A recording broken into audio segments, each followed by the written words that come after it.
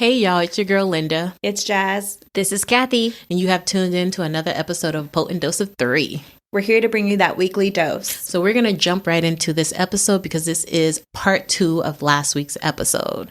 So let's get into it. Let's go. Well, Kathy, I'm really proud of you. I mean, I think hearing like everything you've been through, it gave me like even more respect for you, knowing like everything you've overcome. And don't ever let anyone make you feel that you're not good enough, because you are. Thanks. You're more than good enough.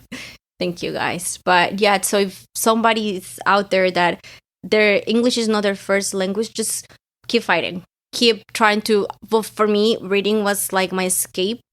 And then because, you get really into the books and you're also learning. So if you don't know the language, start reading, start watching movies with subtitles, and you will understand the language better. Mm-hmm. And then just keep fighting. Even if they tell you, oh, you're not good enough, you're not going to make it, use that to work harder, and then you will get where you want to be. Yeah. And I feel like that can be the case for anyone that's struggling with just reading and writing in general. It's like you build your vocabulary when you expose yourself to more resources, like so reading in general, because you were a big reader. Mm-hmm. I remember like high school, you loved reading. She always like carry, was it Twilight? Yeah. Twilight. So I was like, if you're like just read and write down, you read something, you don't know the word, write it down, look it up, and that's how you build your vocabulary, even in your confidence in reading as well. Honestly, yeah, like so in doing my secondaries too, like we didn't have like the best English background, and in writing my secondaries, like I don't know a lot of words. My vocabulary isn't big, but I'm learning through writing and through trial and error. That's how you learn, trial and error. Mm-hmm. Yeah. Yep. Because my grammar is not as where it should be. It's not terrible, but it could be improved. Yeah, grammar it's another one. Grammar is for me. It's really hard. Baby steps. That's all we need is like some baby steps. I was gonna say something else. I honestly kind of forgot. But so let's just keep talking. Okay. Oh, I guess I would just ask you a question. Writing, because I know writing is a struggle, and I hate it. Because writing is a struggle for me. That's how we like started, like opened up this episode. Mm-hmm. Jasmine, she's talking about writing her secondaries as a struggle. I honestly do not like writing. I hate it. How do you? Because I know you shared this before, but even with your undergrad, that's why I asked about undergrad. Because I know you had like this teacher that kind of like ripped your writing apart into shreds and everything. Mm-hmm. Is that an insecurity for you, or you just go with the flow? No, it's also an insecurity. And it's funny because right now in literature, we have to write a lot. And then I kid you not, I did all my homework, all my community health homework, all my assignments. The writing was the one that I pushed to the end. I hate it. I hate it. Like, it's just, I look at the problem and I'm like, oh, dude. And then he wants APA and he wants reference and he wants all that. And I'm like, these articles are already hard to read. And now I have to put up information about it in this. And then, like I was telling you guys before we start recording, I have to do the discussion replies. And he wants it to sound like professional. Scholarly. Yeah. And I'm like, can I just say, good job, I agree with you? That's it? No. I have to go into detail. So writing, I hate it. It's really hard. I had a really hard time writing. And I think that's also why I lost in opportunities in my life because of writing. Because you're writing. Because I wanted to apply to UCs. And then there was a lot of writing and I was getting help with this lady, but the lady stopped helping me. So I was like, F it, I'm not going to apply to no UCs because it's a lot of writing. I have nobody to proofread.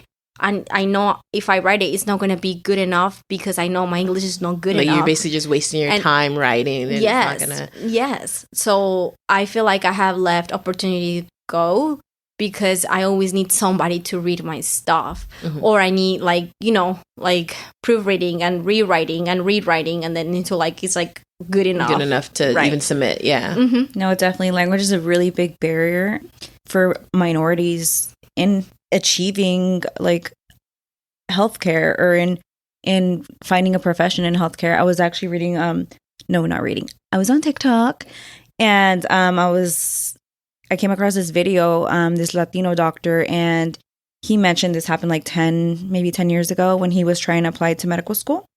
And his first language was Spanish, and he had all the qualifications. His resume was great. He had experience. He had volunteer experience. He had a mentor. So he was doing everything you need to do to get into medical school. I think everything was good. And then like, you know, they make you take like a bunch of tests. I don't know what test it was, but it was like, I guess like a grammar English test. And he didn't do too good in it, but everything else was good. And he applied to this medical school and he got rejected or denied. And I guess his mentor told him to fight it, or like, you know, to message them and see what he could do. And he was able to ultimately get into the medical school. But this is a barrier for people of color, people who don't speak English. And it's just sad. Like, you know, you saying that, like you didn't go to UC and that was your dream. Mm-hmm. You know, you wanted to go. And it was because a lot of the schools still, they like rate you based off of language. And we live in the United States. We speak so many languages in this country. And it's sad that that's still a big barrier for people. Yeah. Mm-hmm. And then also, I think that's why. So my son, he's 2 years and he hasn't talked. And that's something that I get worried about him. Now that like we're all talking about it, that I'm like, what is he going to speak? Is he going to speak English or is he going to speak Spanish? Is he going to have an accent? Because I don't want him to go through what I went through. You know, even though he was born here, I don't want him to get bullied, if that makes sense. Yeah. And then that's why I'm so stressed about the fact that he hasn't talked yet, because I'm like, he's falling behind. I don't want him to fall behind because, you know, like, it's just a stressor for me that I just realized I'm like, oh, damn. Maybe that's why I'm so stressed about him not talking, because, you know. don't want him to go through the same thing that you went through. That's probably a big thing. Yeah. But he has someone, you speak English, and he's actually going to be great. He's going to speak Spanish and English. That's amazing. He's going to be bilingual. From the beginning, he's gonna be good, and you're keeping an eye on him. He'll be okay. And honestly, speaking of that, the schooling systems here are not that great. So it is important where you send your child. Like it's crazy because poor communities like the one we live in, like it's very hard to find a school that will teach your child like what they need to be taught. So you probably would have to spend extra money to send them to like a good school. Unfortunately, not a lot of people have the income to do that. Yeah. Because I was literally just talking to my sister about this, like with my niece. I have like an older niece, and it like pissed me off because I feel like she's falling behind so much. She's maybe in like 3rd grade right now, but like just I feel like, even though like Jasmine and we complain about like the private schools we went to, but even then compared to the education system that other people are given that maybe go to a public school. Now, I'm not saying all public schools are bad, but it's like they give like the bare minimum. And right now what I'm seeing with my niece, like she's behind and she should be like way advanced than what she is now. And it's more so the school. And I'm like, why aren't the teachers taking her out the classroom for providing her extra stuff that they did with me growing up? Like I was struggling at some point, but because I was struggling, I got the extra help that I needed so I can at least be able to keep up with other people. So it's this education system here sucks. Oh, honestly. It's really hard. Like in writing my secondaries, like I'm like rethinking of everything, you know, like that we've been through and what continues to go on, and COVID did not help the situation either. Oh gosh, not at all. It made everything worse. People are like even more financially behind. They're more sick. All these other problems that it caused, people are not paying attention to their children's education system right now. Yeah. You know? Yeah. Yeah. And also, and it's funny because this is what I learned when I came here. So the public school that are good, they're in the upper neighborhoods. Yeah. Right? Oh, yeah, of course. Yeah. Like So in the rich people neighborhoods, and that's why your zip codes matter. Exactly. Yeah. So the zip codes matter a lot. And then that's when I have a kid, so I have to think about these things.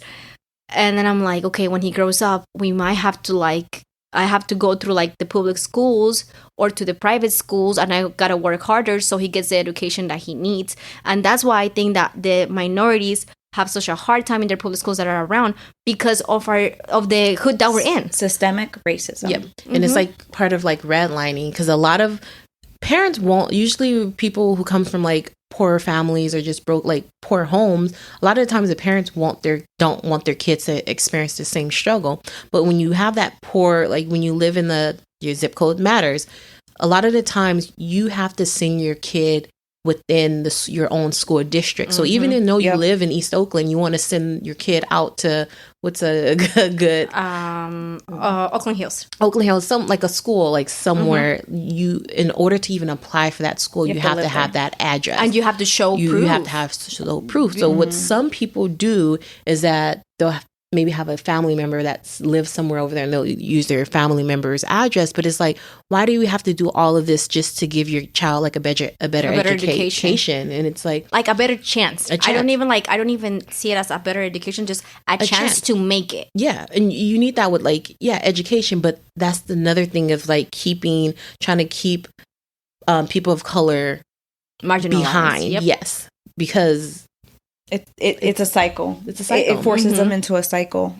Yeah, and then because if you don't get out, your children will stay in.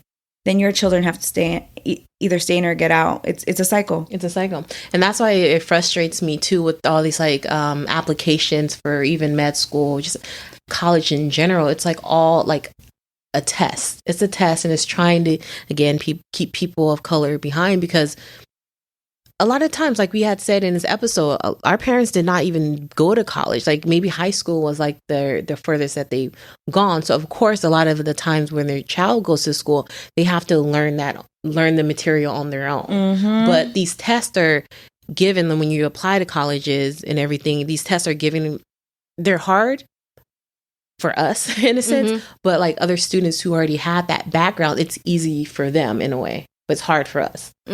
Yeah, and then that was another struggle that I had coming from Colombia. So in Colombia, you go straight up to college.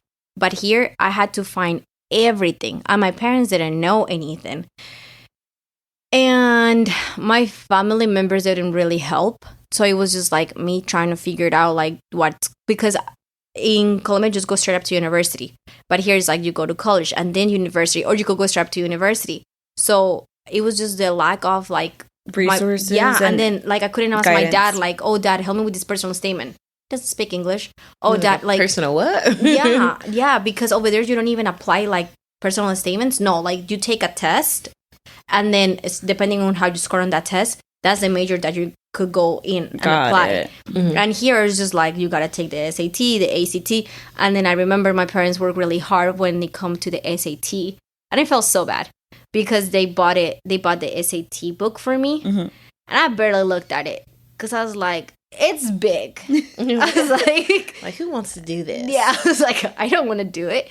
And I just did a few, but I didn't do the whole thing. I did well, thank God, even though I fell asleep in half the test. Oh gosh. But it's just like you're saying, if you come from parents that are already in college and already been through all of this, it's a breeze.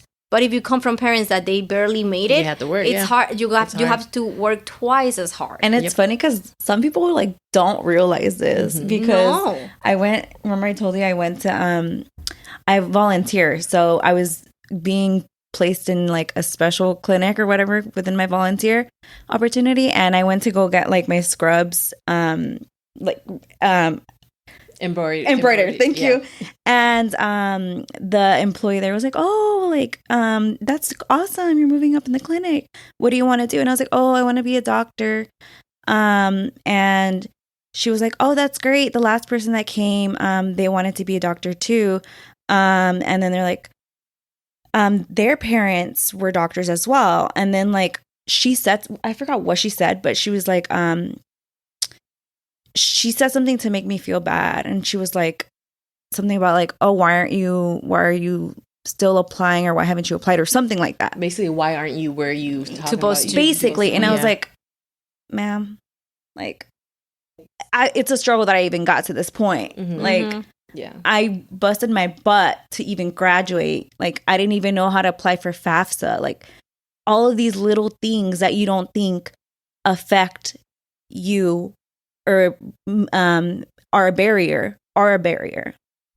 He may not even have had to apply to FAFSA because his parents had the money, because his parents were doctors. Right. You know, maybe he had tutors, you know, all these other things. Maybe his school, the zip code, like you said, big difference. Because when I went to, I went to Alameda High, okay? And I went to Bishop O'Dowd. Bishop O'Dowd is a private school. It's a nice, really nice. It's a very nice It's private a very school. nice I went school. there for 2 years. And I remember when I got there, after having come from our school. Just say St. Elizabeth and St. Bernard. Yeah. Oh, so, you didn't go to St. Liz. Sorry, no, St. Bernard. after coming from St. Bernard, I got into Bishop O'Dowd, and I was placed in all the remedial classes. Remedial math, remedial English, okay? I busted my butt to make sure that I got everything I could from that education, because I was like, my parents are paying for this. I'm gonna get everything I can from this. Like, this is one of the best schools I've ever been to. Like, I'm gonna get it all. And it's nice because I've been there. I remember when I did the tour there. I was like, oh, I wasn't smart enough to get in. No, I wanted to get in, but my parents didn't have the money for it. I wanted to go. So I was like, I'm gonna get it all. And when I left, like, because my parents didn't have the money so I could finish the last 2 years, like, I was really sad because I was like, I learned so much in these 2 years that I learned more in those 2 years than I learned in my whole St. Bernard, like, school. It's insane. Yeah. O'Dowd is like a very prestigious school. Yes. Like, it's in Oakland. It's in East Oakland. A lot of families who don't even live in Oakland, which is another thing, is not fair. They'll send their kids to O'Dowd, but they don't live in that. They don't have that area code. But because O'Dowd is such a good school, they'll literally drive far just to send their all kid the way there. from Concord, because I've heard it. Yeah. So when I left, I was really sad because I was like, wow, like, it hit me. I was like, the first thing I thought was like, wow, everything, like, all my potential, like, these 2 other years that I could, like, get this amazing education, like, where would I end up? You know what I mean? And I went to Alameda High, which is a good school too. It's a really good school. For a public school, yeah. It's a really good school. It's in Alameda. Yes, But let me tell you something. As we were learning, I was like, this is not anywhere near to what I was receiving at Bishop O'Dowd. Like, that's where it hit me, where it's like, people who can't afford it, this is what we got. Like, yeah. And you were able to compare the differences. I was. That's the thing. You were able to compare the differences because you went to O'Dowd for 2 years and then transferred to Alameda. So you were able to see, like, it's different, the differences in education. And that was still considered a good school. And that's the thing that, like, really was like, this is considered a good school. I was like, what's going on in the bad schools? That's what I thought. Yeah, that's literally what I thought. It's levels to it. And then I was also able to tell the difference from when I came from Colombia to here. Whatever, like, there was like 6th grader, 7th grader I already knew. And I had already taken it years back. I'm like, oh, I already know this. I already know that. And I'm like, what the heck? I was like, they're behind here. Like, I always tell my dad that when I would get mad. And I was like, they're behind here and they're bullying me. Yeah, they're trying to call me dumb, but I know more than them. I just can't speak it, but I know what's going on. Kathy's all like, they're calling me dumb. I don't have I don't know how to tell them they're dumb in English. Like, I know this, I know that. And then he'll tell me, it's okay, but you're not here for that education. You're here for the language. So if you're not, just pass that. Yeah, but just learn the language. language. And I'm like, okay. Okay, that's a good way to look at it. So that's why he would tell me that. But yeah, if you could tell from one country to another, and then now it's crazy. Yeah, it's levels to everything. Because even like listening to you guys talk and how I was saying that that you don't have parents, or you didn't have parents to go to help, and then realizing you two are the oldest in your family, so you didn't have like no one kind of to go to at all. With me, it's like, at least I have my older brother. Like, he went to college, he's graduated, did all of that, so I wasn't as far behind in like needing to search your resources because I knew I can ask him for help. And with you two, it's like you are the oldest, so you kind of have to figure it out on your own or talk to a school advisor. It's like, okay, yes, I'll talk to a school advisor, but I know like I can hit up my brother and be like, hey, I don't know this, or I need help with this. I need you to read over my personal statement. So though I can go to my parents, at least I had him. Mm-hmm. So it's I'm being the oldest just has like it puts a lot of pressure. It puts a lot of pressure. And it's funny because okay, so I was in TikTok and there was this TikTok that it hit me hard. Like I wasn't gonna cry because I was in a public setting. And I was like, don't be a I was like, don't cry. Yeah. So I was like, I'm not gonna cry. I'm not gonna cry. I know. And then sorry. And then because he says something like, you're in healthcare because you're willing to take care. They're like, you were the oldest at one point and you had to take care of everybody, and now you're not minding taking care of other people. Oh. And then I was like, I said more. I don't know. I've seen him. And I was like, so that's why I want to be in healthcare, because I have to take, because it's you're the truth. So used to take care of everybody. I have to put everything together. Like when my parents were not there, I had to provide food for my brother. I have to take my brother to school. I have to make sure he was okay. I had to make sure he did his homework. Even aside from your brother, even your parents, like you said, you had to learn the language so you can help your parents. Yeah. So it's like you were like trying to figure it out for everybody. Yeah. So it's like being the oldest, it puts even more pressure because you have to just take care of all these little things. And it's funny because they're like, yeah, you take care of everybody, but who takes care of you? And that's when it hits even more. You're like, that's when it starts getting deep. Yeah. That's when therapy needs to come in. Carlos. No, seriously.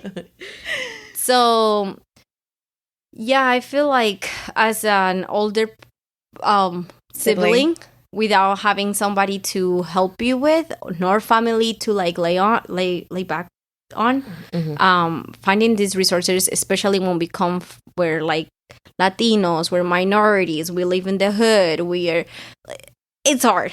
It's hard. It is hard. It's hard. But it's survival. Pretty. Yeah. We literally have no options, so. It was like survive the fittest. But the thing is, like, again, like, we're breaking that cycle, which is good. Yeah. Like, so, like you said, you're looking at your kid, it's like, you want more for him. Basically, you don't want him to go through what you went through. And you're changing it. No, you are. And that's why, like, you talk about the fear that you have for Thiago, and obviously I'm not his mom, but like, I know you're going to do right by him. Like, I know you are. So yeah, I'm trying to, because like, I already started like savings for his school, because I want to make sure he has like proper schooling. And then he's 2, but he already has the savings there, like, just in case. Yeah. When he's ready, or like, so I could just put him through. That's good. You're thinking ahead. He'll be okay. Thank you guys so much for listening. We hope you picked up something from this episode. I hope it helps, and you guys try to maybe apply the tools that we give you when you're learning a second language. It doesn't have to be English. You could also apply it to other languages. Yeah, any language, even English language itself. And if you're struggling out there, you're hitting some roadblocks, barriers, it's okay. Learn from them, get better, stay motivated, and don't let anyone tell you can't do anything, because you decide that for yourself. Yep. That's the thing. You decide your own future. There will be struggles, but you decide. Again, thank you guys so much for listening. You can email us at apotentdoseof3@gmail.com. You can also DM us on Instagram. Follow us as well. Don't just listen, but also follow us at apotentdoseof3. And also you can follow me at Linda the FNP. Peace. Bye. Ciao.